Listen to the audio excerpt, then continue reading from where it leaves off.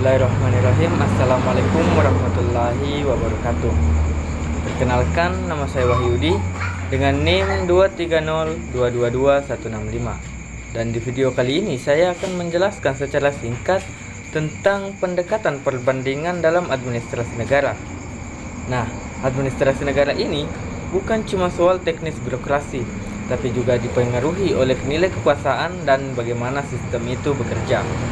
Nah, karena itulah kita bisa memahaminya melalui 3 pendekatan, yaitu filosofis, politis, dan sistem.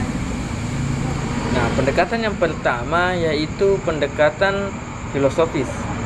Pendekatan ini melihat administrasi dari sudut pandang nilai-nilai dasar yang dianut oleh suatu negara.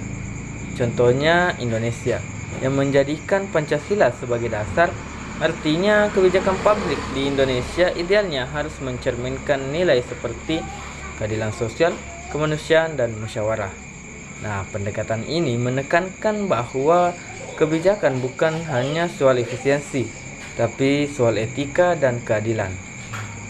Baik, selanjutnya yaitu pendekatan yang kedua, yaitu pendekatan politis.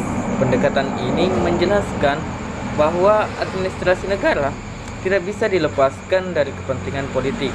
Misalnya saat mendekati pemilu, banyak kebijakan yang dikeluarkan bukan karena urgensi publik, tapi karena kepentingan elektoral. Nah, realitanya keputusan administratif sering kali dipengaruhi oleh kekuatan politik, mulai dari pengangkatan pejabat, pemahaman anggaran, hingga penentuan program pemerintah. Nah, yang terakhir yaitu pendekatan sistem.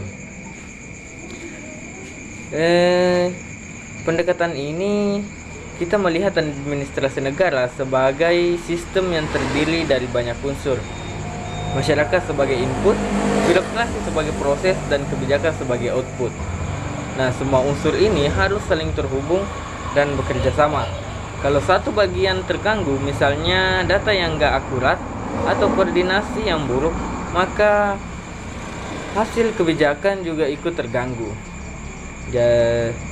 Jadi ketiga pendekatan ini, filosofis, politik, dan sistem, kita bisa memahami bagaimana administrasi negara bekerja dan apa saja yang mempengaruhinya. Dengan membandingkan pendekatan ini di berbagai negara, kita bisa melihat kelemahan dan kelebihan masing-masing sistem, dan itu penting untuk memperbaiki birokrasi kita ke depannya. Mungkin itu saja yang bisa saya sampaikan. Terima kasih untuk teman-teman yang sudah menonton, dan semoga ilmunya dapat bermanfaat.